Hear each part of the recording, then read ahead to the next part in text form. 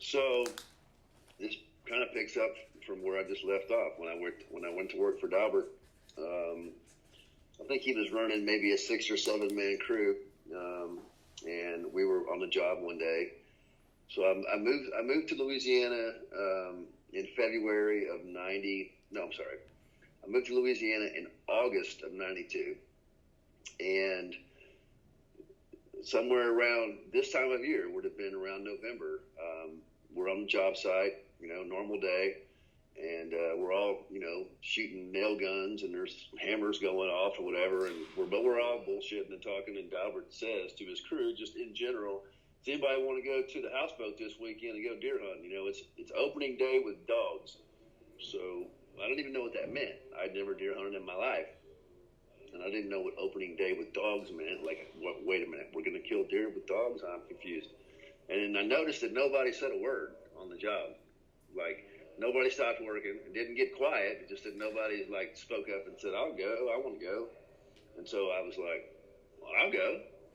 And Daubert says, you got a gun? Shotgun? And I was like, no, I don't have any guns, man. I ain't never been deer hunting. And he said, oh, shit. He goes, I got a gun.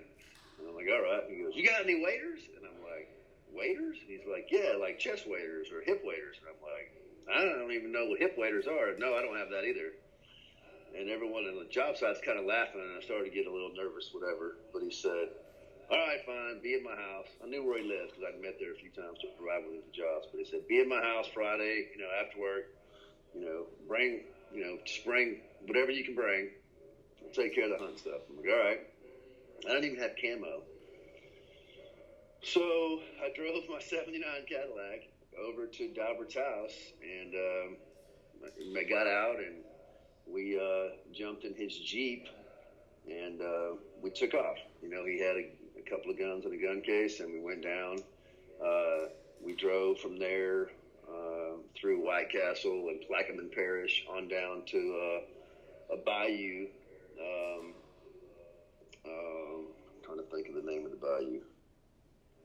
It escaped me. Anyways, it was down by a place called Jack's Landing, and we took a left, and we're running along the edge of the bayou, and there's not much ground or earth between the road and the bayou.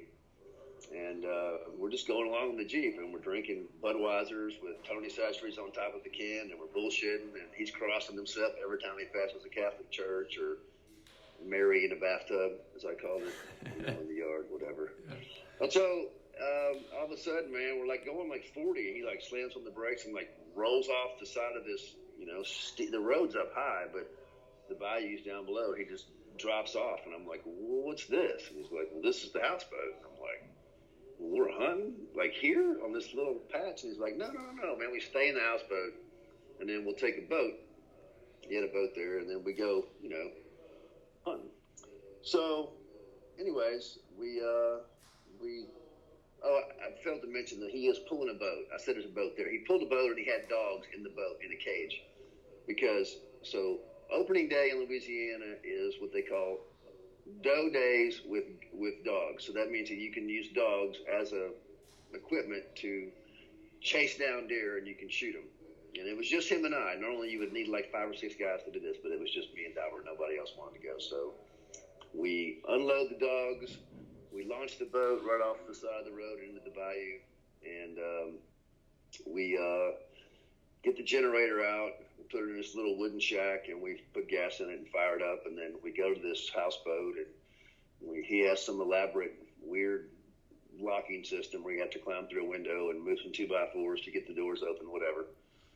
So we go in there, and it's tiny. It's just a little kitchen with a 2-burner stove that was converted to liquid propane, and had 4 bunks, and there was a snake skin shed that ran through every cabinet, 6 foot long, and I was freaking out. And so then I'm like, well, what are we doing for dinner, And he's like, oh, I brought some deer meat. And I'm like, all right, that sounds good, So what do you want me to do? And he goes, well, you can be my sous chef. And I'm like, all right, well, what does that mean? And he's like, well, I need some onions and some garlic and some bell pepper and some celery. It's like the Cajun trilogy or whatever. And I'm like, all right. So I'm sitting over there crying, from the onions, cutting all this stuff up. And we're sitting in this tiny little room with this stove going, keep us warm, and to cook on. And he's got this deer meat that like stinks. Like, I mean, I've never really been around much venison, but it didn't smell good and it didn't look good. And I'm like, man, is this meat okay? You know? And he's like, yeah, man. Put the onions and the celery in there, it'll smell better. And I'm like looking at the package and it says like, 1989. And I'm like, dude, this stuff's like 4 years old, man.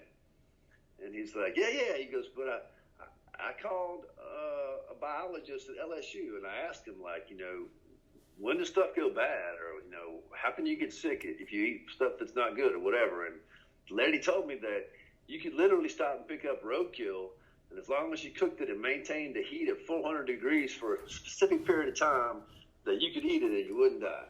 Like, it may not taste good, but you could eat it.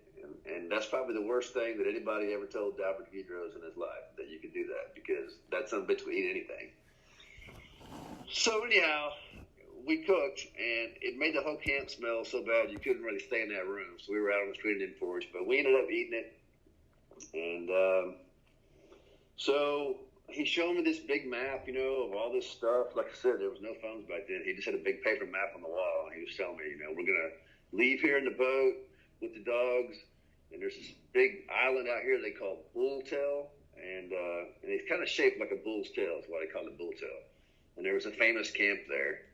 So there's a lot of state ground that's owned by the state of Louisiana that surrounds this Bull Tail area. And he said, this is where we're going to go. He said, the plan is I'm going to take you up to a certain point and let you off, and then I'm going to go up a little farther with the dogs, and I'm going to park the boat and get out, and then I'm going to use the dogs, and I'm going to come towards you. And then, if you see a deer, you shoot a deer. I'm like, all right. So you're a stander and I'm a driver. I'm like, all right. So I'm like, what am I going to wear? What do I need tomorrow? And he's like, oh, man, Marvin's got some waders here you can wear. So Marvin's waders were like these cheap-ass Stearns plastic slip-on things that you, like, put over your socks. They were, like, just like a rain suit material. And then they were, like, had straps, like, going over your shoulders.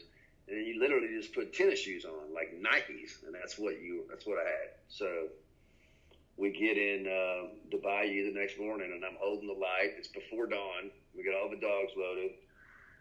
And that night before, he showed me the gun. It was a shotgun. You don't use a rifle when you hunt like that. You need something that's got scatter. So he handed me a shotgun, showed me how to use it. Never used a shotgun in my life. And he also handed me a compass. And he said, do you know how to use a compass? And I said, no. He's like, he rolled his eyes and said, shit, here's how you do it. So he opened the compass, and he said, look at it, north, south, east, west. If I tell you to go in east and go in so far, you're going to hold the compass, and you're going to look at it, and you're going to look ahead, and you're going to find a landmark and look at the compass and say, okay, I'm going to go from here to that tree, and then I'm going to get to that tree, and I'm going to look at the compass again and pick the same bearing and go that way. And I'm like, okay, I got it. So got the compass landing, a compass lesson, I got the gun lesson, I got the cheap waders. So we take off, and we get to a spot. We're just going down water that you